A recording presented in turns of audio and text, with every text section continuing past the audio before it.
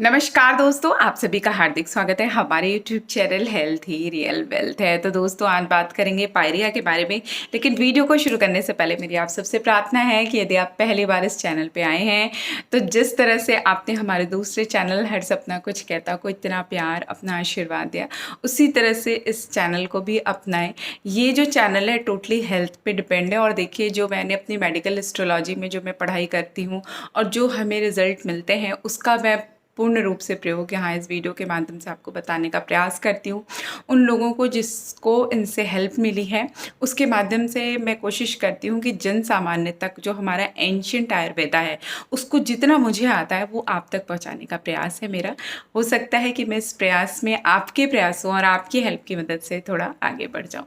तो दोस्तों बात करेंगे पायरिया क्या होता है। देखिए, अगर हम बात करें अपने भारतीय जनसंख्या की तो 60 से 70% आबादी जो है वो पायरिया से, या आप कह सकते हैं दांतों की समस्या से ग्रसित है। दांतों का पीलापन, दांतों से बदबू आना, मसूड़ों में मवाद होना, दर्द होना। और अगर पायरिया की बात की जाए तो क्या होता है, जो गम्स होते हैं, जो आपके मसूड़े होते हैं वो गलने लगते हैं। आपके दांतों के ऊपर एक हल्की काई सी परत जम जाती, हरी हरी सी, मुंह से हर वक्त बदबू सी आती है। देखिए, ये एक ऐसी बीमारी है, यदि आप डॉक्टर के पास जाते हैं तो डॉक्टर बहुत ज़्यादा स्केलिंग कर देते हैं और आपको कुछ गम्स में लगाने वाले आपको कैसे जेल दे देते हैं, लेकिन इसका परमानेंट सॉल्यूशन नहीं होता। देखिए, सबसे पहले आप इसको समझिए कि दांतों की समस्याएं होती क्यों हैं।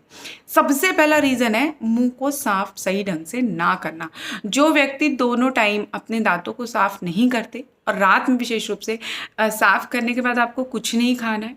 दूसरा, आपको जब भी कुछ खाना है दिन में भी, तो भी आपको खाने के तुरंत बाद कुल्ला करना है। इसके अलावा बहुत लोगों को आनुवंशिक रूप से बीमारियां होती हैं।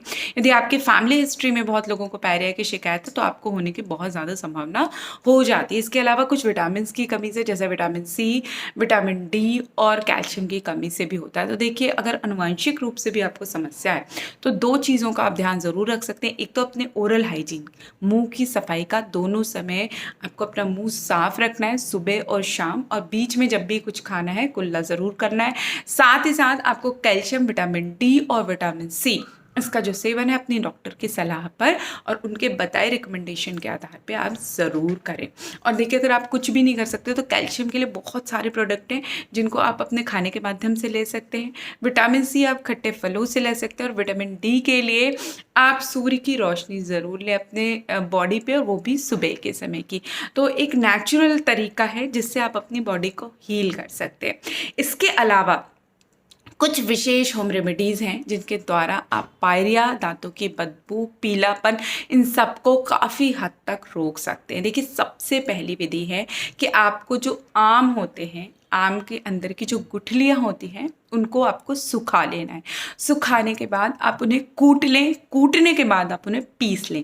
पीसने के बाद आप उन्हें छान लें। छानने के बाद बिल्कुल बारीक जो आपको उसका आटा सा मिलेगा, आप उसमें आपको थोड़ा सा सेंधा नमक, थोड़ी सी हल्दी और थोड़ा सा नींबू डालकर आपको उसको अपने दांतों पे और दांतों के पास जो मसूड़े हैं उनमें हल्के हल्के मालिश करें। आप 2 से 3 महीने करें इसे। इससे काफ़ी लाभ मिलता है मुंह की बदबू में। यहाँ तक कि पायरिया को भी काफ़ी हद तक ये जो रेमेडी है ख़त्म कर देती है।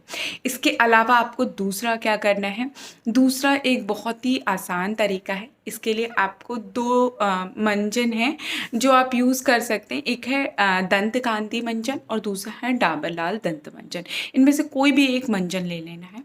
अब इसको थोड़ी सी क्वांटिटी आपको अपने हाथों में लेनी है। इसमें आपको थोड़ी सी हल्दी, थोड़ा सा सेंधा नमक और साथ ही साथ थोड़े से 2 आप लहसुन की कलियाँ ले लें। उन्हें आप अच्छे से कूट कर या कुचल कर आप उनको उस टूथपेस्ट में अपने हाथ में मिला लें और साथ में आधा नींबू का रस मिलाकर उसको खूब अच्छे से आपको पेस्ट बना लेना है।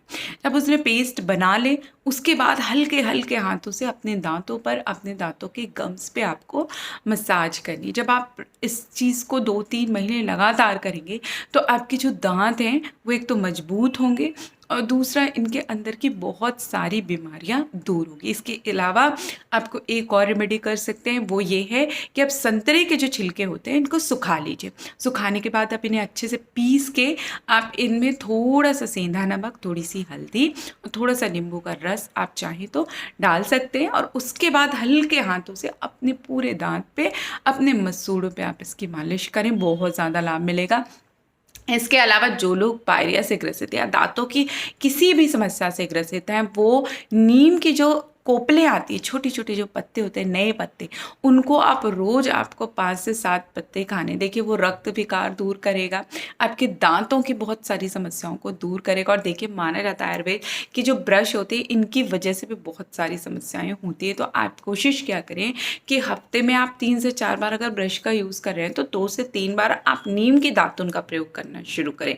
और इसमें भी यही काम करना है कि एक टाइम नहीं, दोनों टाइम आपको इसको करना। और उसके बाद इस मंजन से आपको अपने मसूड़ों पे, अपने दांतों पे हल्के हल्के मालिश के साथ आप इसको करें।